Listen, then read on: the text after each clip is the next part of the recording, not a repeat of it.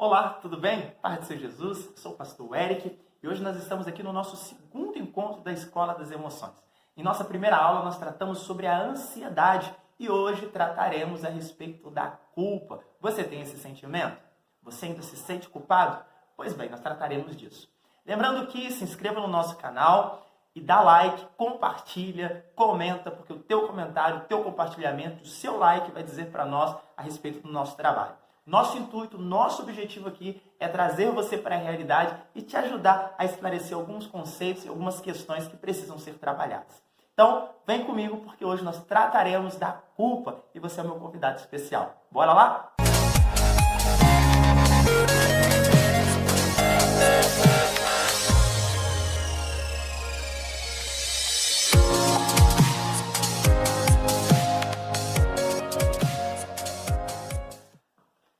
Pois bem, quem aqui nunca teve aquele sentimento de culpa? Pois é, aquele que não teve esse sentimento, que atire a primeira pedra. Me parece muito, mas muito parecido com uma história bíblica, que está lá no livro do Evangelho segundo escreveu João, capítulo de número 8, do versículo de número 1 ao versículo de número 11. Quando Jesus estava ali com seus discípulos, de repente aparecem alguns fariseus com uma mulher que havia cometido o adultério. E eles a colocam no meio de um círculo, e ali os fariseus começam a insultar e começam a dizer: esta mulher infringiu a lei de Moisés, e a lei nos diz que ela deve ser apedrejada. Jesus, com toda a sua sabedoria, com toda a sua paciência, eu fico imaginando Jesus neste momento. Ele se agacha, se ajoelha e começa a desenhar na areia, ali no caminho onde ele estava, perto daquela mulher. E de repente, ele vai soltar aquele jargão que tantos de nós conhecemos. Aquele que não tem pecado, atire a primeira pedra. E qual é o resultado? Começaram a se espalhar um a um e de repente fica só Jesus e a mulher. E o que mais me impressiona é o versículo final do capítulo de número 8. Quer ver só? Acompanha comigo aí. Que diz assim, versículo de número 10. Jesus endireitou-se e disse: mulher, onde estão eles? Ninguém te condenou? Isso logo após de Jesus ter dito a eles, né? É aquele que não tem pedra, aquele que não tem pecado, que atire a primeira pedra. Aí vem o versículo de número 11. Respondeu ela: ninguém, Senhor. Aí disse Jesus: nem eu também te condeno. Agora vai, abandone a sua vida de pecado. Olha que coisa maravilhosa. Jesus não a condenou. Jesus deixou para ela enxergar a graça, a beneficência, a palavra que troca e substitui tudo aquilo que é culpa, tudo aquilo que é condenação, para uma palavra de liberdade, uma palavra de libertação. Pois bem, você que está aí me acompanhando, você precisa entender que a culpa muitas das vezes nos prejudica e ela traz para nós algumas questões que são prejudiciais para com a nossa vida com Deus e para com a nossa vida física. Uma vez que nós nos condenamos constantemente, nós nos tornamos enfermos espiritualmente, nossa alma fica enferma. E nós precisamos nos lembrar que nenhuma condenação há para aqueles que estão em Cristo Jesus. Pois bem, você precisa entender o que é a culpa. A culpa ela pode ser um estado de ter feito algo errado ou ter cometido um delito. Ou então pode ser um sentimento de uma autocondenação por ter feito algo que reconhecemos como um pecado. A culpa ela pode ser boa, ruim, verdadeira ou falsa. A culpa boa é recebida quando desobedecemos a Deus. E a sua luz vermelha nos dizendo para parar de fazer algo que é desagradável a Ele. Essa é a culpa boa. É aquela culpa que, te alerta. Errei. Preciso me corrigir. Preciso retornar e fazer novamente. A culpa ruim é o resultado do pensamento errado, numa ação errada. Por exemplo, às vezes é algo que você faz, você fica se condenando por aquilo. Um exemplo, você assiste um filme no cinema, um filme bom, e você se condena por ter assistido aquele filme. Você acha que ter assistido aquele filme é um pecado tão grande que te afasta da salvação. Quando, na verdade, você assistiu um filme com a tua família naquele momento. Essa é um tipo de culpa ruim, porque é algo que não era para ser um fardo e acaba sendo um fardo. Então, é uma culpa ruim. E a culpa verdadeira é um sentimento doloroso, recebido como resultado de fazer algo errado. O exemplo, a desobediência de Adão e Eva. Essa é a verdadeira culpa. Eles se sentiram culpados, eles perceberam que havia culpa neles, que eles pecaram, eles erraram, e eles precisavam rever as suas atitudes. E nós precisamos entender que o tipo de culpa verdadeira é aquela culpa que causa transformação e que causa uma reação no mundo espiritual.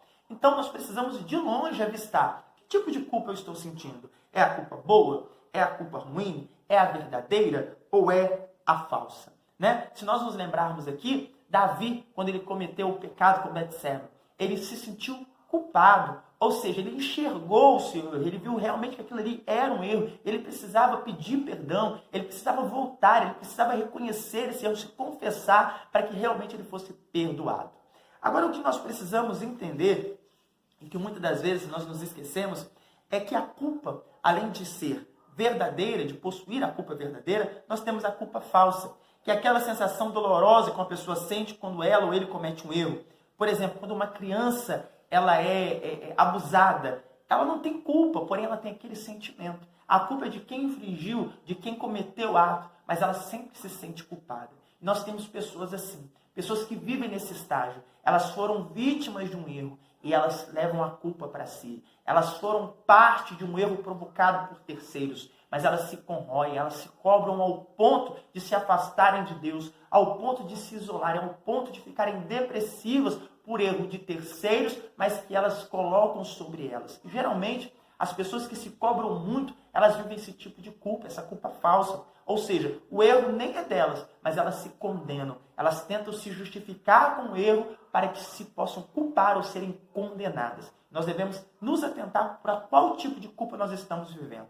Se é a culpa boa, ruim, verdadeira ou a falsa. A ideia é que você viva de forma que a culpa verdadeira aconteça em você, que você gere o arrependimento e por meio desse arrependimento você se livre desse pecado ou desse algo errado ou desse algo ilícito que você mesmo criou ou se permitiu.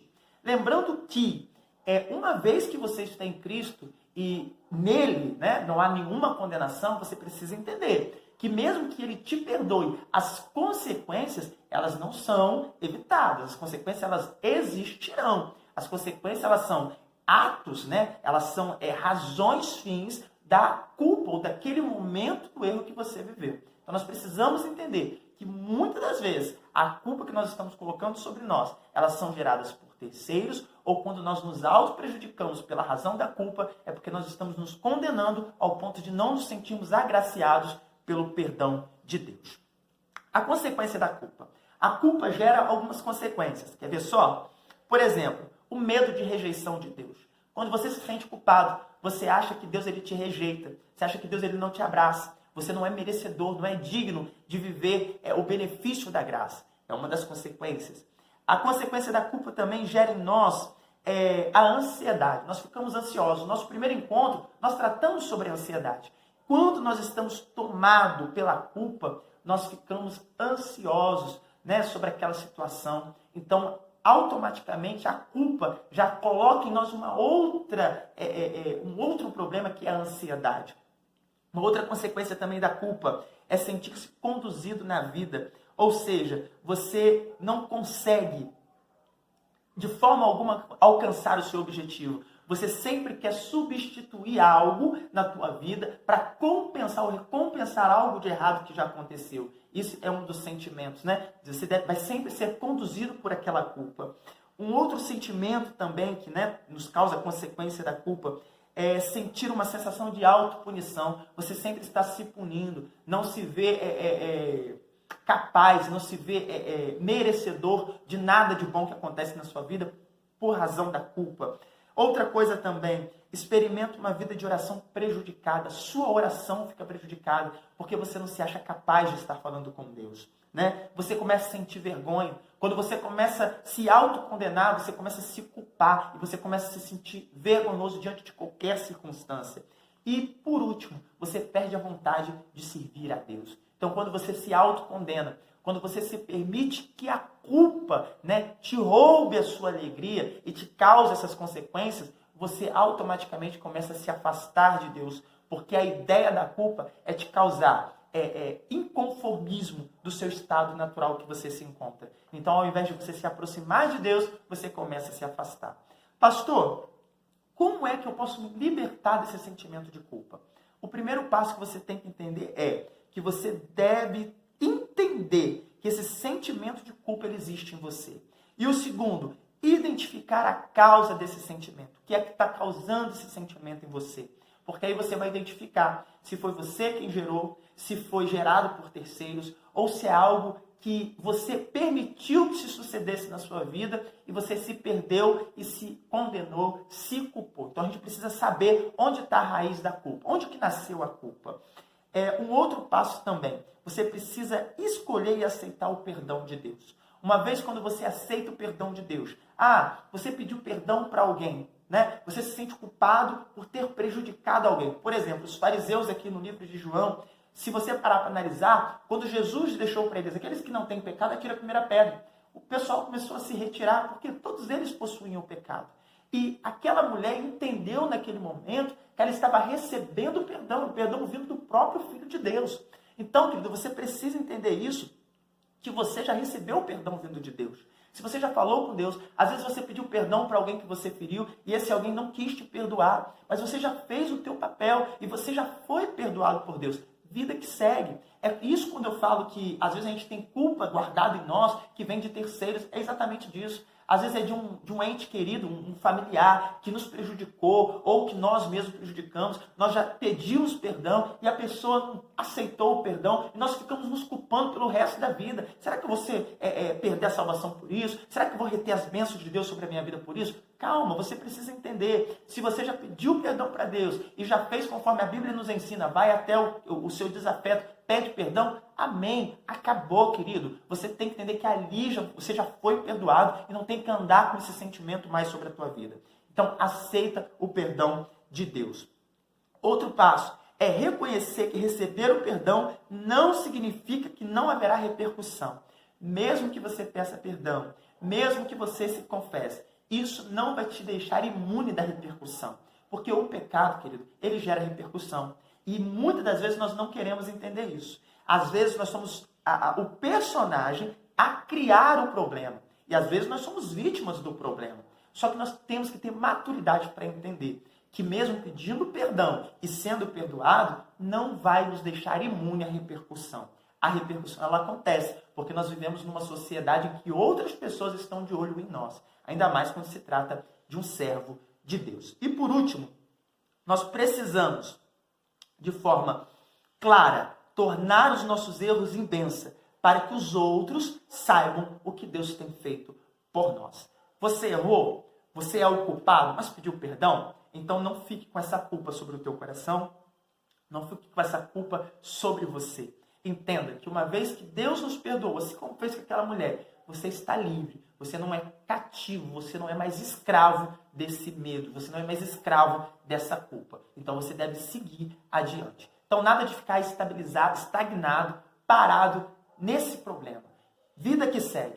Pediu perdão para Deus, foi de encontro com o problema, localizou a raiz da culpa, o que está te condenando, já falou com Deus? Você é livre, você é liberto. Amém? Então esse foi o nosso encontro de hoje, tratando a respeito da culpa. Espero que você tenha gostado, compartilhe, dá like, mande para nós. E se lembre, né? Que nós também temos um canal de contato, de comunicação via WhatsApp. Precisando é só nos chamar. Que Deus abençoe sua vida e até o próximo.